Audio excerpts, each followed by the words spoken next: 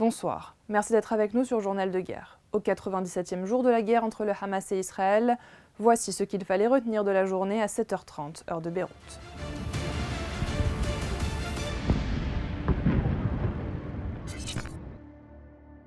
Tout d'abord, un point sur la situation à la frontière libano-israélienne.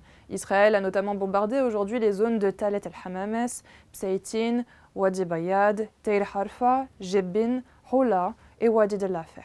Khiam, de son côté, a été visé par des bombes au phosphore. Du côté libanais, des roquettes ont été tirées sur la colline de Metula.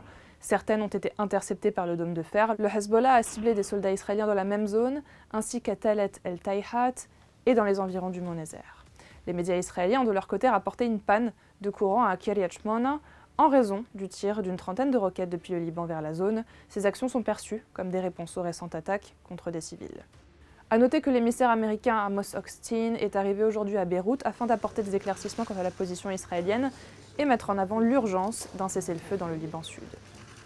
Un point sur la situation à Gaza maintenant, où les bombardements israéliens continuent, principalement au sud de l'enclave. Le bureau de presse du Hamas a indiqué plus tôt dans la journée que 62 personnes avaient été tuées dans des frappes durant la nuit.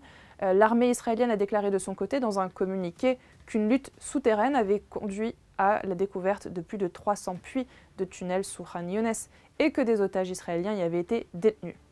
Le bilan depuis le début de la guerre à 19h30 heure de Beyrouth est le suivant. Du côté israélien, les chiffres officiels font toujours état d'environ 1200 décès, un nombre qui est resté approximativement constant depuis le début de la guerre, malgré les annonces quotidiennes de décès par l'armée israélienne. Côté palestinien, 23 469 Gazaouis ont été tués depuis le 7 octobre, selon le ministère de la Santé à Gaza. La 4e tournée d'Anthony Blinken au Moyen-Orient depuis le début de la guerre touche à sa fin.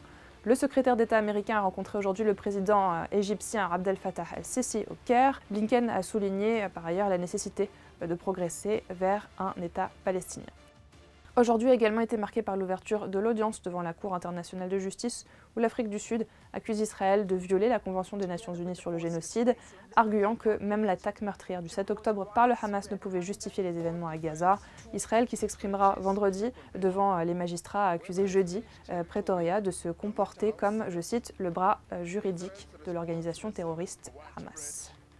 Merci de nous avoir suivis sur Ici Beyrouth. On se retrouve demain pour un autre résumé de la situation. Vous pouvez suivre toute l'actualité concernant cette guerre sur notre site web www.icibeyrouth.com sous la rubrique Guerre Israël-Hamas ainsi que sur nos réseaux sociaux.